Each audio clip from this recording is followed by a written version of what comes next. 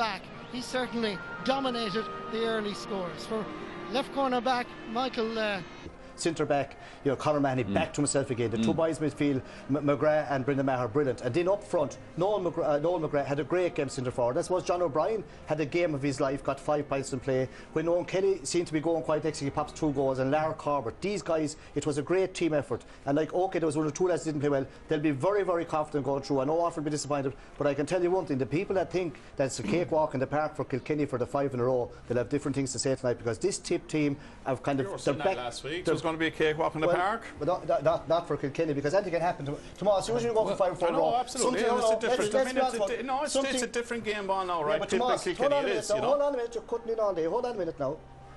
When you're trying to win 4 or 5 in a row, things outside the game can go wrong for you. Kilkenny, Shefflin, Kilkenny.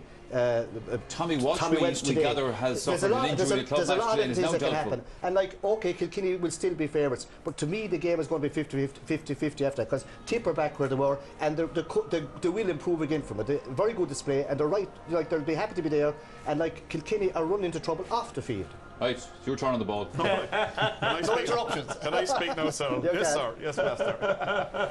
No, great team performance, I must say. And kind of there in the second half period, you give credit to Waterford. They did up the ante a small, but they went back to the traditional 15 placements on the field as well, right? And brought the game to Tipperary. And at times you were saying, geez, are they going to do this? Because they really actually knocked over a couple of points. And the one thing that I thought was wrong about Tipperary's game today was bringing Owen Kelly way out the field for frees that were crucial frees, that crucial periods in the game, right? He's very much better in the closer to the goal, taking those frees. And when they switch him to Noel McGrath, he nailed 2 65s, which I think were crucial frees in that second half period. Again, you say Owen Kelly up front was quiet, but again, gets the 2 goals, and they were the important scores at the end of the day. OK, let's hear from the Tipperary boss. That, of course, is Liam Sheehan. He's now talking to Joanne Cantwell. Well, Liam, I know you'd be disappointed with the goal at the end, but apart from that, would you call that comprehensive? Yeah, Waterford are a top-class side. We knew they were going to bring a huge challenge to our team today, and in fairness to the lads, they prepared really, really well, and thankfully, we needed every bit of it. In fairness, we got the goal at the vital stage in the first half, and it just gave us a bit of impetus going into half-time. And, in fairness to Waterford, they came roaring back at us again at the start of the second half, got 3 unanswered points.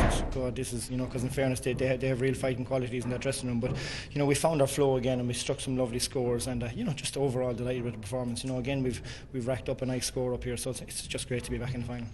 And tactically, you look to have got it spot on. Would you agree with that? Well, Joanne, every time you win, you get it right tactically, and every time you lose, you get it wrong. So that's just the way it goes. In fairness, just give the lads their space, give them their room, and let them play. In fairness, they do that, and they love what they do, and their commitment and effort, since the end of May has been impeccable. And as a Tipperary man, to be involved in them, I'm very proud of them.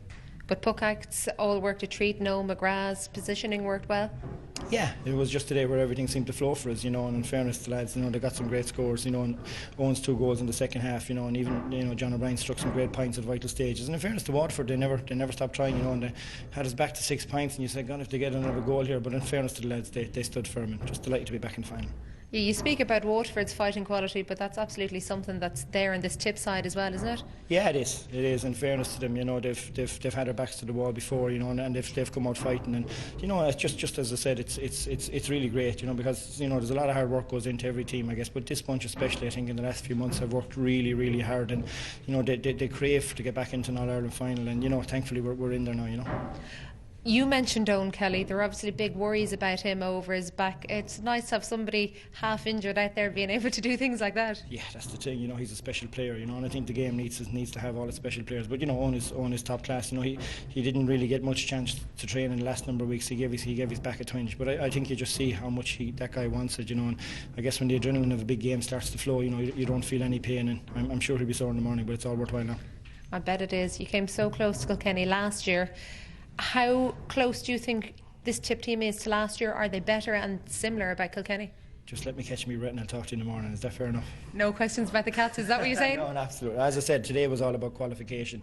We wanted to get back into a final. As I said, 2 years ago we put down a horrible 3 weeks in the build up to the 08 final, and that was in the back of our minds today. We didn't want to come out of here, so having come out of here now, we're just delighted to be back in the final. Oh, well done, and good luck with it. Right, thanks, John. Today they won their place into that All-Ireland final, and that's all that matters, I suppose, at this stage. The thing about it is, Ger, Waterford gave it their best shot, I guess, but when the game loosened up, we'll say, towards the last 15 minutes, the gap in class was beginning to become obvious. Well, you see, I've been saying all along that there are some teams that come to Croke Park and they play a different game than they play anyplace else. You know, Tipperary seem to love Croke Park. Look at the 2 games last year. Look at the game against Galway. Waterford don't play as well in Croke Park as they play in other places. Croke Park is that little bit faster. You know, the pitch is that little bit faster since the new pitch came here. And the faster it is, the more it suits Tipperary. Now, I think Donald O'Grady made a great point there towards the end. He said in this game, most of this effect. In this game, there was enough for Tipperary to be satisfied with, but there was also enough for them to worry about and to work on between now and the All-Ireland. Conceding too many frees, missing frees, not taking Owen Kelly off the frees soon enough when he wasn't scoring. Still a few problems in the half-forward line. I think they left 2 of their half hours there a bit too long. But overall, you know, their defence, you know, they gave away 3 goals against Galway, 3 goals against Cork. Was totally different today, you know, totally different, really solid. There's no panic going over what the lads said. They're spot on in what they said. Their central men, their key men just dominated. They were like a real Tipperary team today, forceful, driving forward, and if they can just remedy those few flaws, there's 5 in a row isn't there yet. Yeah, well, this was the worry, I suppose, from Tip supporters' point of view coming into. But John Mullane is a handful for anyone. But Corn got completely on top. And Mickey Cahill is the old-style Tip cornerback, kind of like John Doyle or Mickey Maher or Carey, like hard graft to just get out. And then you had the 2 engines midfield. These guys midfield, like going Variel McGrath and Brendan Maher. So, like, it's up front, the little tweaking will have to be done the whole time. All right, let's now get the thoughts of Tipperary Shane McGrath. He's now talking to Joanne. Well, Shane, you're still trying to catch your breath. I suppose you made it look good, but it wasn't easy out there. No, Joanne, it was a real battle out there today. You know, the warm weather, and we knew we were coming up against this Waterford team. After performance they gave in the Munster final the 2 days, and just I'm honest, still out of breath, and every one of the boys in there were shattered. But delighted to be back in Croke Park the first Sunday of September, and we're just so happy now.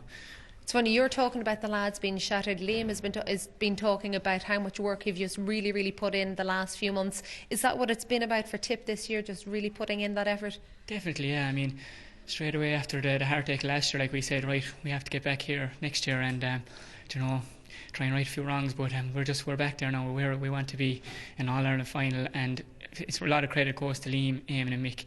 They've been brilliant with it. Like, I mean, a lot of people from our own county even wrote us off there after the Cork game, said no, this team are maybe finished, this lad's finished. But I think all the lads out there answered all their critics today, both inside and outside the county. And things seem to be coming right for you just at the right time as well. Yeah, I was up in the forwards there for a while, and I didn't really know what I was doing, but I'm happy enough now just to get out midfield, get back beside Brendan. I mean, he had a great game again today, and just to get back there where I feel most at home, I suppose, and I'm just happy to be playing for Tipperary, really.